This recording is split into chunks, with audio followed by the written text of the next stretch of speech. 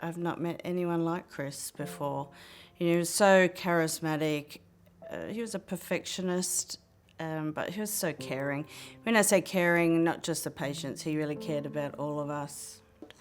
He was a consultant and towards the late 1990s developed and found the funding for my role, which was a nurse consultant for head and neck cancer. And so it was from there that I worked very closely with Chris and, extremely fortunate. He was always so supportive and encouraging of my role and of me professionally to grow. I achieved things throughout all that time that I never thought I'd actually achieve. I was able to learn and publish research with Chris, which was a new experience. I would have to present at international conferences, and Chris was always in the audience, and I always knew that, if there was a difficult question, I knew he'd be there.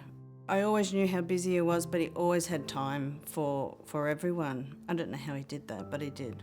There's a bigger picture with Chris's legacy being the Chris O'Brien Lifehouse. But for me, he instilled and taught me how important it was to encourage, the future generation below me, so in nursing, to act as a mentor, and just how important it makes the world of difference to people professionally.